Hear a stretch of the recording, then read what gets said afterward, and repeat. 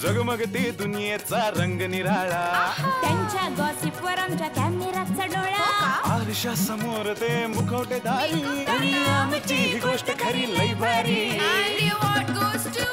भारी भारी लई मी चांगल्या स्क्रिप्टची वाट बघतो. भारी भारी लई भारी, भारी भारी लई भारी, भारी भारी लई भारी.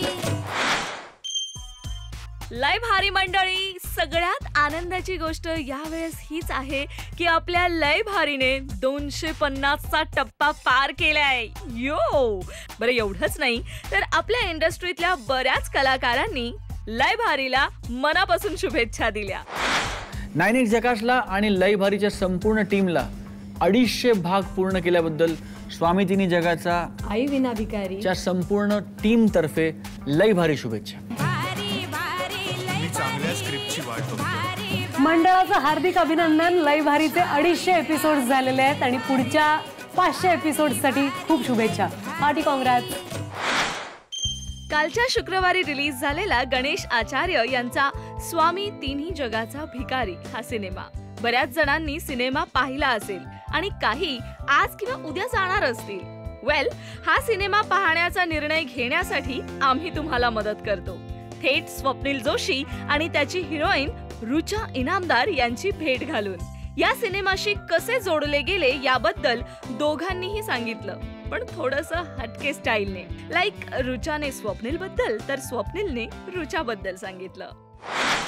एक साऊंड स्टुडिओ आहे जिथे स्वप्नील फुगेसाठी रेकॉर्डिंगला गेलेला. तिथे गणेश आचार्य दुसऱ्या कुठल्याही कामासाठी आले होते आणि त्यांचं एक गाणं आहे चिमणी, जे स्वप्नीलला खूप आवडतं. त्यामुळे स्वप्नील त्यांच्याकडे गेला आणि म्हणाला, मास्टरजी मला तुमचं ते गाणं फार आवडलं वगैरे. तर मी स्वप्नील जोशी, तर मास्टरजी म्हणे ऑफकोर्स मला माहिती आहे, मी तुला शोधतोय. स्वप्नील जोशी म्हणे की तुम्ही मला म्हणजे नाही, मला ॲक्च्युली एक फिल्म करायची आहे, मला मराठीत एक फिल्म करायची आहे आणि त्यासाठी मला तुला कास्ट करायचं आहे. त्यामुळे फिल्मचं नाव आहे भिकारी. स्वप्नील असा 2 पावलं मागे गेला आणि त्यामुळे मास्टरजी मी भिकारी नाही, तू आधी स्टोरी ऐक आणि मग तू सांग. आणि मग मास्टरजींनी स्टोरी नरेट केली आणि स्टोरी आई मुलाबद्दल म्हटल्यावरती हे आईचं पिल्लू ना, मम्माज बॉय, त्यामुळे लगेच हो. एक कास्टिंग डिरेक्टर आहे Rohan Mapuskar is. A a very dear friend आणि त्याने खूप मोठ्या सिनेमांचं कास्टिंग केलं. फरारी की सवारी असेल किंवा 3 Idiots. मी बोललो स्वप्नीलच्या मध्ये वगैरे. आणि Rohan is a very dear friend. आणि रोहनकडनं मला कॉल आला की मास्टरजी म्हणजे गणेश आचार्य सर एका पिक्चरचं कास्टिंग करतात मराठी आणि त्याच्यात एक नायिकेचा रोल आहे, हिरोईनचा रोल आहे, तर मला ऑडिशनसाठी बोललं आहे. म्हणून मी गेले, मास्टरजींना भेटले आणि मास्टरजींनी मला गोष्ट ऐकवली. आणि मी पण माझ्या आयुष्यात म्हणजे जसं स्वप्नील म्हणतो की मी माझ्या आयुष्यात जे काही आहे ते आईमुळे, म्हणजे माझा अख्खा एक्झिस्टन्स हा माझ्या आईमुळे आहे. म्हणजे रादर मी या क्षेत्रात आले तिथपासून ते मी आज जे काही आहे तिथपर्यंत सगळं माझ्या आईमुळे आहे. त्यामुळे आणि जेव्हा मला कळलं की जेव्हा मला कळलं की मास्टरजी हा सिनेमा डिरेक्ट करत आहेत आणि स्वप्नील आहे आणि गुरु सर आहेत आणि महेश सर आहेत, तेव्हा मला there was no reason to say no to the film. त्यामुळे मी रोल ऐकला, मला खूप आवडला. मधू नावाची व्यक्तिरेखा आहे. म्हणजे तुम्हाला प्रत्येकाला वाटतं की अशी बहीण असावी आपल्याला किंवा अशी गर्लफ्रेंड. मी बोललो स्वप्नीलच्या मध्ये असावी आणि अशी ही व्यक्तिरेखा आहे आणि असं माझं कास्टिंग झालं. सिनेमा आहेच इंटरेस्टिंग, त्याविषयी स्वप्नील बोललाच, पण या सिनेमामुळे त्याच्या स्वतःच्या आयुष्यात झालेले पॉझिटिव्ह बदल सुद्धा त्याने सांगितले. एक छोटंसं उदाहरण सांगतो की या चित्रपटाच्या शूटिंगच्या आधी किंवा चित्रपट करण्याच्या आधी रस्त्यावर भिकारी आला तर त्याच्याकडे बघण्याचा दृष्टिकोन वेगळा होता, माझा स्वतःचा पण, की अरे यार असं व्हायचं की का वागतंय, का असं भीक मागतात, मी भीक का मागायची. पण आता जर माझ्या गाडीच्या काचेवर भिकारी आला तर त्याच्याकडे बघायचा दृष्टिकोन बदलला. कारण ना मला मनापासून असं वाटतं आणि चित्रपटाच्या स्क्रिप्टमध्ये आहे, तुम्ही पिक्चर बघितलं तर तुमच्या लक्षात येईल, चित्रपटात एक पॉईंट येतो जिकडे चित्रपटातला नायक असा विचार करतो की जर मागणारा माणूस भिकारी आहे तर मग आज कोण भिकारी नाही आहे.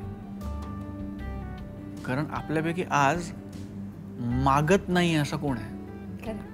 वाडग्याचा आकार वेगळा वेगळा असेल आपल्या, कोणी 2 रुपये मागतंय, कोणी 200 कोटी मागतंय, पण म्हणजे एक खूप सुंदर वाक्य मला सुचलं होतं आणि माझा मलाच आनंद झाला की 2 माणसं, एक देवळाच्या आत उभं आणि एक देवळाच्या बाहेर, एक आत मागतो एक बाहेर, तुम्ही ठरवा भिकारी कोण.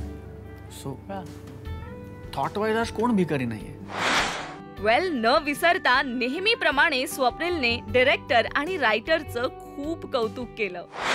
असं फार कमी वेळा होतं की जो असा धमाल मस्ती चित्रपट असतो तो इमोशनली इतका देत नाही आणि युजली. मला असं वाटतं की ह्याचं बऱ्यापैकी क्रेडिट म्हणजे आम्हाला सगळ्यांना आहे, कारण आम्ही कामं केलेत वगैरे वगैरे, पण ह्याचं बेसिक क्रेडिट मला असं वाटतं मास्टरजी नाही, ज्यांनी हे व्हिज्युअलाइज केलं, आणि गुरुला आहे ज्यांनी हे लिहिलं. गुरु ठाकूर, पटकथा, संवाद आणि गीत. गुरुंनी काम पण केलं सिनेमात. बाय द वे, गुरु फार कमी सिनेमात काम करतो, पण त्याला ते पात्र इतकं आवडलं कॅरेक्टर की मास्टरजी म्हणले की मग तू कर, आणि तो रेडीली तयार झाला. गुरु इतका बिझी आहे खरं, सेन्सिटिव्ह ऍक्टर आहे. हां, सो गुरुनी येऊन ते काम केलं आणि तो माझा मित्र आहे पिक्चरमधला. आणि ते त्या दोघांचा एक सीन आहे जो मला फार आवडतो, जो ॲक्च्युली आमच्या दोघांमध्ये घडतो, पण जर भावनिकदृष्ट्या विचार केला ना तर बुद्धी आणि मन ह्याच्यामधला सीन येतो, किंवा 2 वेगळ्या विचारधारांमध्ये. करेक्ट, किंवा श्रद्धा आणि विज्ञान ह्याच्यामधला सीन येतो. गुरु इज प्रेझेंटिंग आपल्या बुद्धीची बाजू आणि सम्राट इज प्रेझेंटिंग मनाची बाजू. आणि मला असं वाटलं की अरे यार, आपल्यापैकी प्रत्येकाला हा प्रश्न दिवसातनं एकदा तरी पडतोच. अगदी छोट्या छोट्या गोष्टी असतील, म्हणजे बुद्धी सांगत असते की वडापाव नको खाऊ, त्यांनी वजन वाढेल आणि मग गॅस होईल आणि अमुक होईल, पण मन म्हणत असतं की एक वडापाव खायला पाहिजे यार, इथे उत्तम वडापाव मिळतो. अगदी इतक्या छोट्या गोष्टीपासून ते मोठ्या मोठ्या निर्णयांपर्यंत. आणि that is so wonderfully written by Guru. By the way, रुचाचा हा पहिलाच सिनेमा, त्यामुळे तिच्यासाठी हा सिनेमा खासच होता. तिने स्वतः सुद्धा याबद्दल सांगितलं. मी जेव्हा ऑनबोर्ड आले, स्वप्नील जोशी, गणेश आचार्य, महेश लिमये, गुरु ठाकूर, अब्बास अली मोगल, तुम्ही शरद शेलार, तुम्ही कोणीही बघा यांच्यापैकी सगळे 30 वर्ष इंडस्ट्रीत काम करतायत. म्हणजे दिसत नाही तेवढा सिनियर, पण हा एवढा सिनियर आहे. तर अशा टीमबरोबर जर मला काम करायला मिळतंय तर मी याच्यावर नशीब काय असेल ना. माझी फिल्म स्कूल झाली ही, म्हणजे माझी पहिली कमर्शियल फिल्म आहे. स्वप्नील मला प्रत्येक जागी जिथे मी अडकायचे किंवा मला जिथेही कुठे हे करू की हे करू असं व्हायचं ना, तर स्वप्नील मला सांगायचा, त्याचं कारण द्यायचा. सो तो मला कधी त्यांनी पडू नाही दिलं, पण तो मला नेहमी उडू द्यायचा. तर मी त्याला नेहमी म्हणते तू माझा बॅकबोन आहे. म्हणजे तो मधूचं बॅकबोन सम्राट आहे तसंच आहे ते इथे पण. एवढी सिनियर टीम असूनही त्यांची जी सपोर्ट सिस्टम होती किंवा जे कम्फर्टेबल वातावरण त्यांनी माझ्यासाठी केलेलं ते अमेझिंग होतं. सो मला कुठेही दडपण नाही आलं, मला कुठेही असं नाही वाटलं की हां ह्यांनी रॅग खूप केलं, मला खूप रॅग केलं मला. एस्पेशली जर स्वप्नील आणि महेश सर एकत्र आले तर माझी खैर नाही. म्हणजे रोज मी त्यांना काहीतरी खाद्य द्यायचे, मी रोज काहीतरी बोलणार आणि त्याच्यावर ते माझी शाळा घेणार. पण आय थिंक मला त्या रॅगिंगची पण आता खूप सवय झाली. आता जर त्यांनी नाही केलं रॅग तर मला विचित्र वाटेल. Overall great experience. लय भारीला इतकंच कळतं, फोडणी छान जमली की पदार्थ सुद्धा टेस्टी होणारच. सो स्वामी तिन्ही जगाचा भिकारी या सिनेमाला आणि कम्प्लीट टीमला आमच्या मनापासून शुभेच्छा.